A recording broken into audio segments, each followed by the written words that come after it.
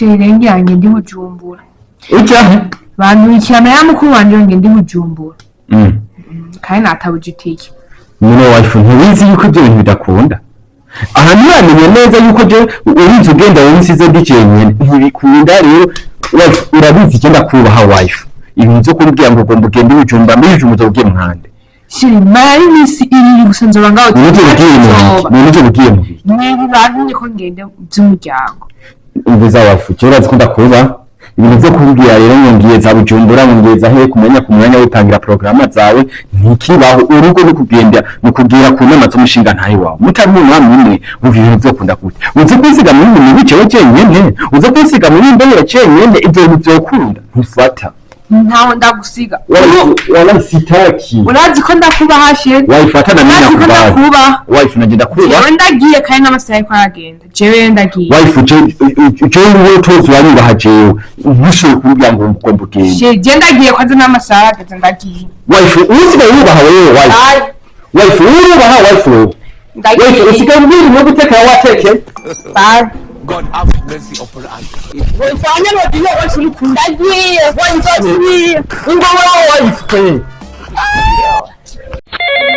Halo Skiti Ingo kwa koko kazi kwasohotse Yubunyene nyaruka Ingo shani bimagiye Kaga koko kazi ubu tuvuga kageteja karayi gatangije kujya mu hihinga Unyaruka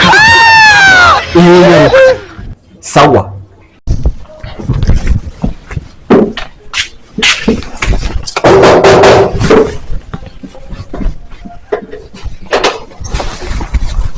Oh, sheri wanjye. Yamufo kazi bagiye no iyo iposha. Ngo dukoresha. Nikaze kazi. Ngo kazi koza gute. Ngo sha. Ke nibagiye telefone nini. Nje kwiza.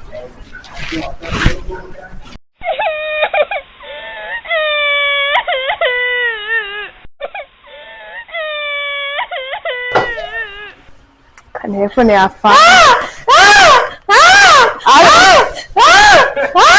Ni sawa. Urakome. Haka nashaka unkore gato yubanze umbikira uwo mugabo nk'ukwezi zobukoze. Oya nubwo afuna tayi kwa Mungu n'ukwinda kwinginze ndaguha makashi we gusa.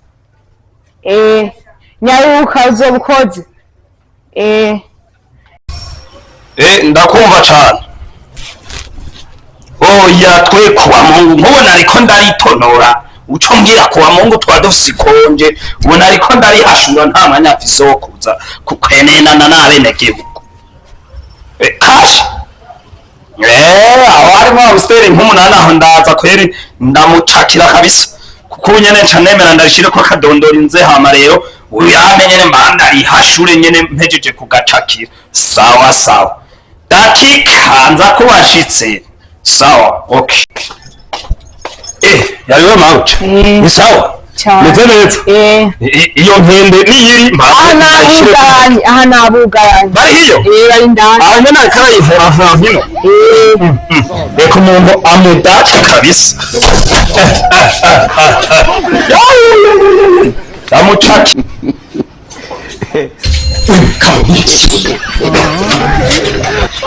nani akane gutwaho kagore gasanga akagore kanje kaje gutanga hera ngaha rindira kubanze turumbate wavuga wowe n'icyo yawe nawe ndaje tubisubiremo